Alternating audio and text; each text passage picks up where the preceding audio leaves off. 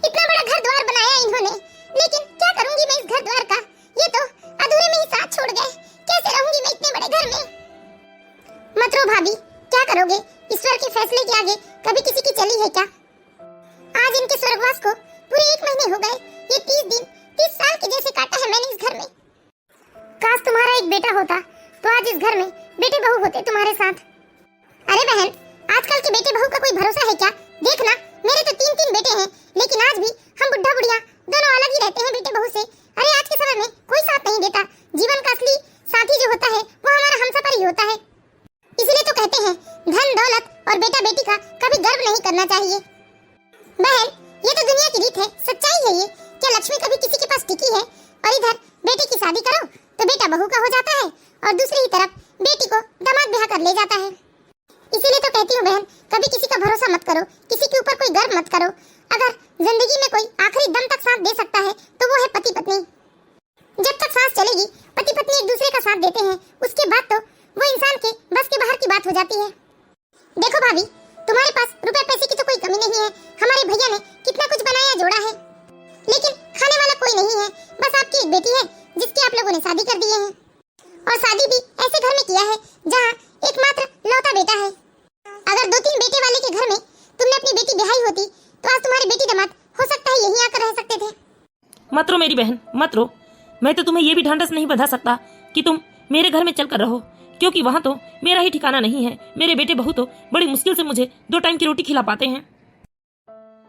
अंजलि बेटा, आ गई तू? हाँ बुआ, प्रणाम। कैसे हैं आप लोग? ठीक ही है बेटा, हम भी तेरी माँ से मिलने आए थे, बेचारी बहुत दुखी है। हाँ बुआ, इसीलिए तो मैं भी आई हूँ। अच्छा किया बेटा अंजलि जो तू आ गई। वैसे भी तेरी माँ के लिए तो बेटा और बेटी तू ही है।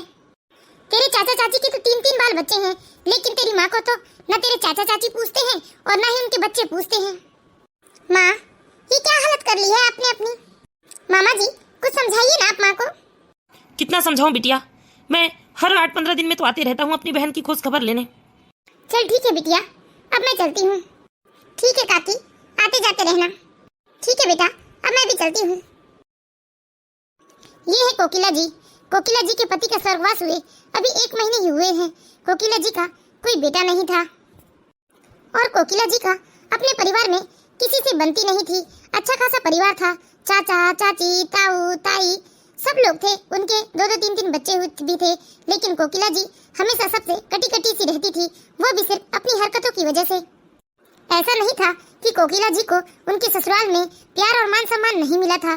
कोकिला जी को तो उनके ससुराल वालों ने बहुत मान सम्मान और प्यार दिया था, लेकिन कोकिला जी ही अपनी लालच में अंधी हो गई थी, और उन्होंने आते ही अपने ससुराल में बंटवारा करवा दिया, और अपनी बेटी को लेकर वो अपने पूरे परिवार वालों से अलग रहने लगी थी। कोकिला जी के पति रामनाथ जी बहुत ही समझदार इंसान थे। वो अपनी पत्नी को हमेशा समझाते रह गए, लेकिन कोकिला जी कभी किसी की नहीं मानी, और वो अपनी हेकड़ी में अलग अपने पति और बच्चे के साथ रहने लगी थी। असल में कोकिला जी बहुत ही लालची महिला थी। उन्होंने अपने लालच के आगे कुछ नहीं देखा, और पूरे परिवार से अलग होकर अपनी बेटी और अपने पति के साथ रहने लगी, और पूरी संपत्ति का बंटवारा करवा दी। लेकिन अब कोकिला जी पूरी तरह से अकेली हो चुकी है, और उन्हें ये अकेलापन खाए जा रहा है। बेटा बेटा, मैं अकेली नहीं रह सकती अंजलि, ये घर मुझे खाने को दौड़ता है। इतना सब कुछ तो है मेरे पास, लेकिन आज मैं अकेली हूँ बेटा। जब तुम पिछले बार 10-12 दिन रहकर गई थी तो तुम्हारे जाने के बाद बिल्कुल ये घर मुझे काटने को दौड़ने लगा। बिल्कुल भी मेरे इस घर में मन नहीं लगता बेटा, तुम कुछ करो अंजलि। लेकिन माँ, मैं क्या कर सकती हूँ माँ? अंजलि बेटा, मैं तो कहती हूँ कि तुम दामाद जी को यहीं लेकर आ जाओ, तुम लोग यहीं रहना। आखिर यहाँ का तो जो कुछ भी है वो तुम्हारा ही तो है। ऐसे में लड़कियां तो आती है अपने मायके रहने को, तो तुम भी आ जाओ ना।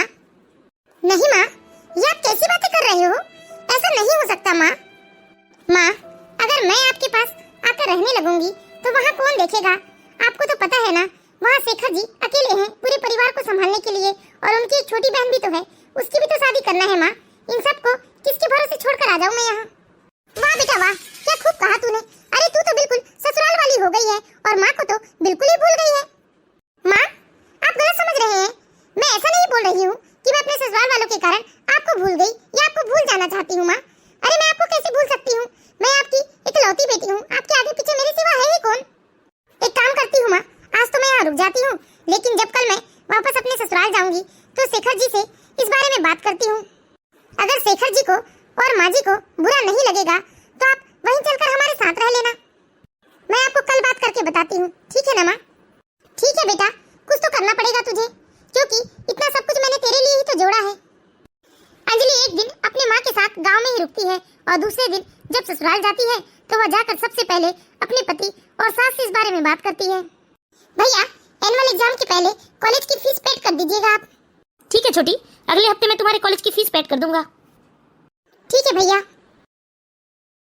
माँ जी।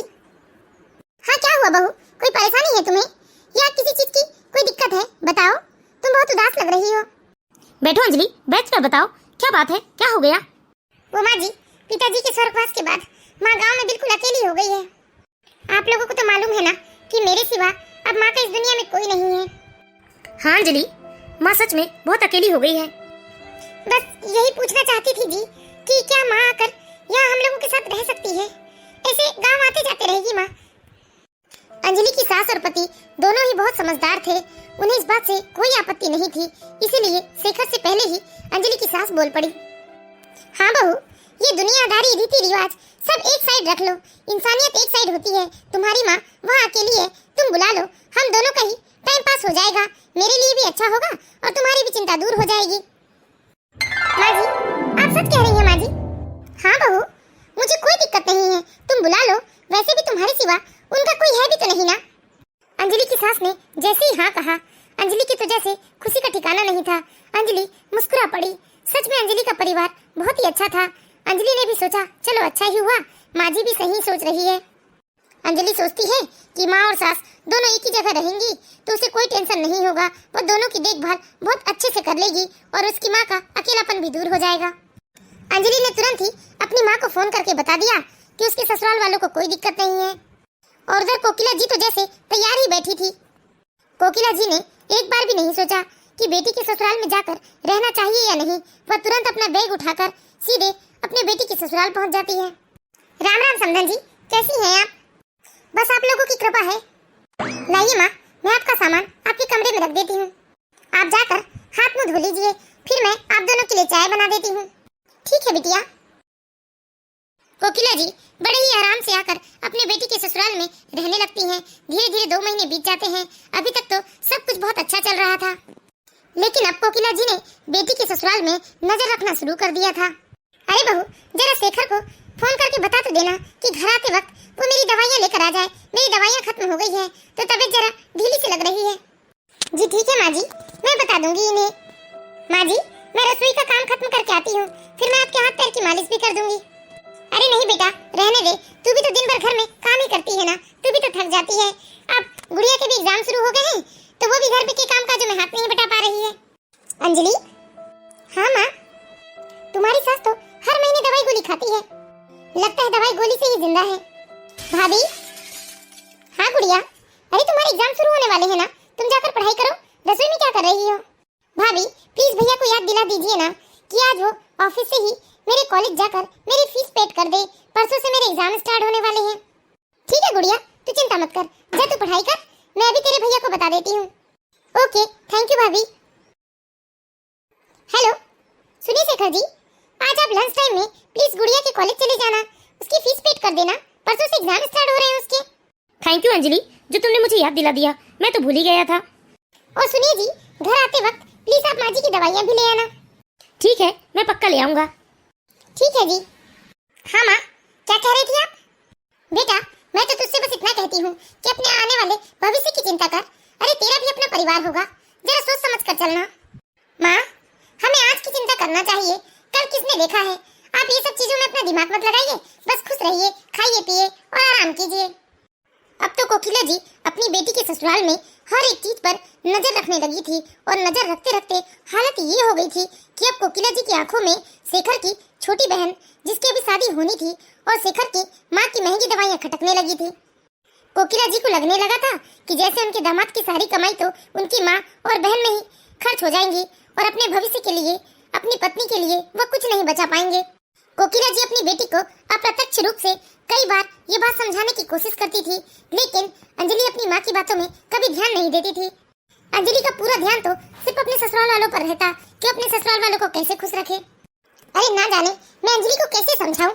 कैसी पागल लड़की है, अपने भविष्य की तो इसे जरा भी चिंता नहीं है। इधर पति दिन रात मेहनत कर रहा है और ये दोनों हाथ खोलकर अपनी ननद और सास में लुटा रही है। इस बेवकूफ लड़की को मैं कितने बार समझाने की कोशिश कर रही हूँ, लेकिन इसे सीधे सीधे कोई बात समझ में ही नहीं आती।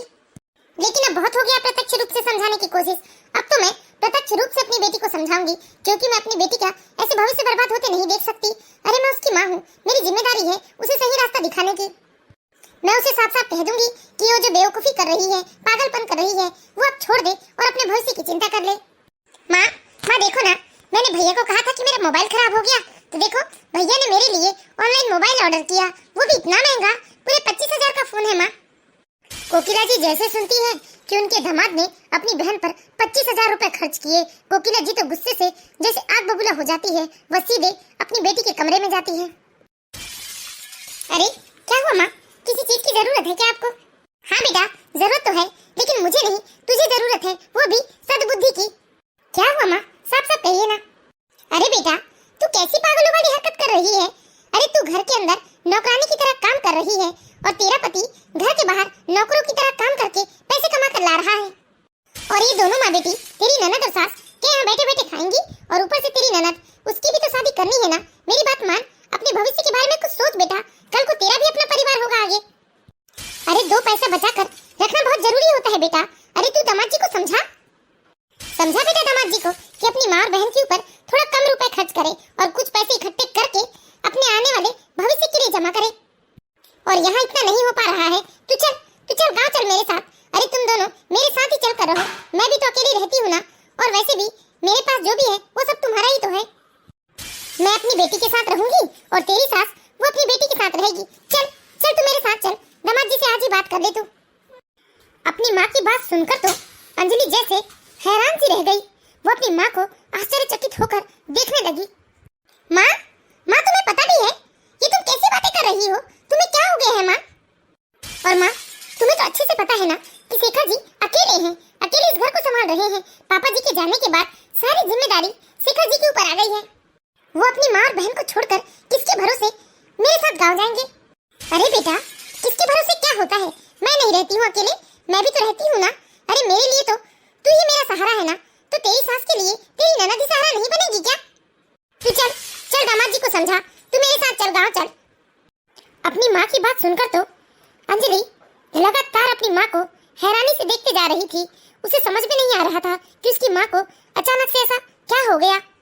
फिर बहुत गुस्से से वो अपनी माँ के ऊपर चीखते हुए कहती है, माँ तुम्हारी इसी हरकत की वजह से आज चाचा जी, चाची जी, ताई, ताऊ जी सब ने तुम्हें छोड़ दिया। अच्छा खासा परिवार था, लेकिन तुमने सब कुछ बिगाड़ के रख दिया अपनी ऐसी हरकतों की वजह से। और अब तो मेरा परिवार भी फूकने पर तुली हो। तुम्हारी जैसी माँ की वजह से ही बेटियों का घर बर्बाद होता है माँ। अरे तुम किसी के साथ रहने लायक ही नहीं हो। अगर मैं शेखर जी को लेकर तुम्हारे पास चली भी गई ना, तो 4 दिन बाद मेरे साथ भी तुम्हारी नहीं बनेगी। तुम मेरे साथ भी ऐसी हरकत करोगी, क्योंकि तुम्हारी हरकत ही ऐसी है। मैं तो कहती हूँ कि बहुत ही अच्छा हुआ माँ जो तुम्हारा कोई बेटा नहीं है, नहीं तो तुम अपने बेटे बहू के साथ कभी खुश नहीं रह सकती थी। माँ, इससे पहले कि तुम्हारी हरकत और बढ़े और मेरे घर में किसी को पता चल जाए, तुम प्लीज चली जाओ। तुम अकेले ही रहने लायक हो। तुम वहीं गांव में अकेली रहो माँ। अरे माँ जी और शेखर जी ने तुम्हें क्या सोचकर बुलाया था और तुम क्या कर रही हो उनके साथ? अरे तुम्हारी हरकत के बारे में अगर किसी को पता चल गया तो बताओ, किसी से मैं नजरें मिलाने लायक भी नहीं रहूंगी। देख बेटा, तू मेरी बात को गलत मत समझ, मैं तेरी भलाई के लिए बोल रही हूँ। माँ माफ करना मुझे, लेकिन मुझे आपकी भलाई की कोई जरूरत नहीं है। आप अपनी भलाई अपने पास ही संभाल कर रखो। तुम अभी तैयार हो जाओ माँ, मैं शेखर जी को बोलती हूँ कि वो तुम्हें तुम्हारे गांव छोड़ कर आएंगे।